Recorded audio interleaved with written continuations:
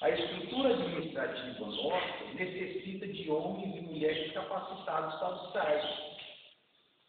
E aí entra a questão da escolha do nosso voto agora.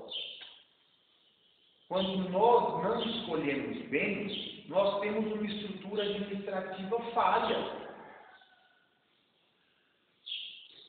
E nós precisamos ter uma estrutura administrativa boa, para que a gente tente fazer o que a Bíblia nos ensina, de cuidar do órfão, da viúva, das pessoas que estão encarceradas,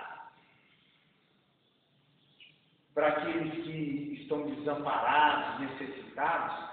O negócio tem que funcionar. Quando a gente coloca um monte de gente despreparada e ansiosa em se enriquecer pessoalmente, o negócio não funciona. Ou funciona do jeito que está funcionando. Júnior, só um comentário sobre essa questão que você falou a respeito do pastor Moisés, né? E outros casos. Eu conheci em Dourados José Evangelista, ele era de uma igreja pentecostal, um homem de Deus, colega meu de serviço, mas também não tinha leitura. Aí resolveu abrir um ministério para ele. A esposa dele lia e ele pregava. E Deus foi abençoando, a igreja dele começou a crescer.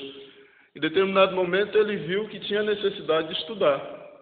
E entrou no supletivo, estudou, né, foi melhorando cada vez mais. E se o ministério dele já era abençoado antes dele ter leitura, se tornou mais abençoado ainda. Porque hoje, muitas vezes, um pastor, você precisa ir ali conversar, vamos pegar, por exemplo, a prefeita da cidade. Você precisa conversar com o deputado. Né? Algumas vezes você precisa conversar com o governador. Como é que você vai conversar com essas pessoas se você não sabe falar? Né?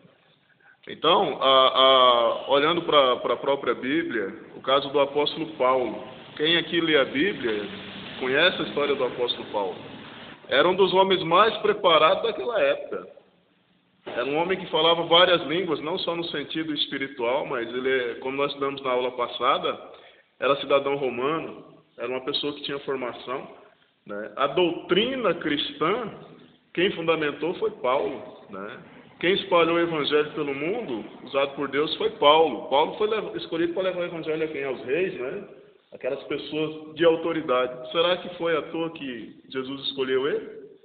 Porque ele tinha muito mais cultura do que Pedro. Por que Jesus não mandou Pedro fazer isso? Pedro não tinha cultura. Era um simples pescador. Então a questão da formação, a gente pode ser usado por Deus sem ela? Pode. Mas poderemos ser muito mais usados ainda se buscarmos conhecimento, pois o conhecimento vem de Deus também. A gente vê, muitas vezes, se a gente fala isso que nós estamos falando aqui, na igreja eu sei que tem pessoas que não têm o preparo intelectual que o pastor tem, que eu tenho, talvez se sinta menosprezado. Não é essa a questão. Cada um tem a sua capacidade de fazer aquilo que foi preparado para fazer. Você quer mais, você quer fazer outras coisas, a gente tem que se preparar. E a gente vê isso muito claro na Bíblia, quando Deus chama Moisés para liderar aquele povo, era muita gente, né? Eles já no êxodo, né, saindo do Egito, eram milhões de pessoas, né? Sim. Era gente, era muita gente. E era necessário administrar isso. E o sogro do Moisés viu que Moisés, mesmo com a capacidade que Deus tinha dado para ele, de liderar o povo, viu que Moisés estava se definhando no sentido que ele não dava conta do serviço que tinha. Era muita gente.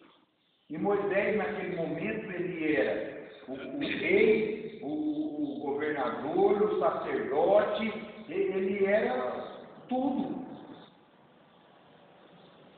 Uma pessoa que barrasse na outra e desse uma confusão ali, e um achasse ruim no outro, não entrasse num acordo, pisasse um no pé do outro, não vamos resolver lá com Moisés.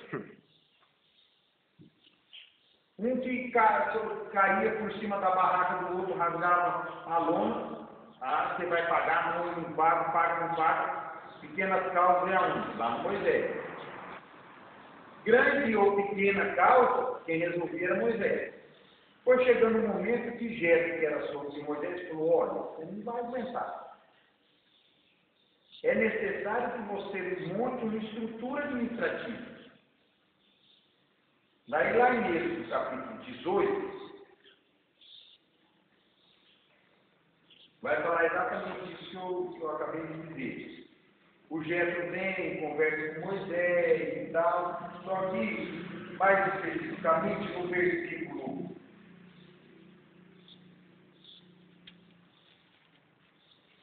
19 em diante, capítulo 18, versículo 19. Jetro diz para Moisés assim: agora ouça-me, eu lhe darei um conselho, e que Deus esteja com você. Seja você o representante do povo diante de Deus, e leve a Deus as suas questões. Oriente-os quanto aos decretos e leis, mostrando-lhes como devem viver e como devem fazer. Mas escolha entre todo o povo homens capazes, tementes a Deus, dignos de confiança e inimigos de ganho desonesto. Estabeleça-os como chefes de 1000, de 100, de 50 e de 10. Eles estarão sempre à disposição do povo para julgar as questões. Trarão a você apenas as questões difíceis. As mais simples decidirão sozinhos. Isso tornará mais leve o seu fardo, porque eles o dividirão com você. Se você assim fizer, e se assim Deus ordenar, você será capaz de suportar as dificuldades e todo este povo voltará para casa satisfeito. Que conselho maravilhoso, né? Moisés não estava mais suportando aquela situação. Interessante aqui que Jetro é detalhista. Escolha homens capazes, né? Versículo 21. Capazes, tementes a Deus, dignos de confiança e inimigos do ganho desonesto. Meus irmãos, se a gente for passar nessa peneira aqui, os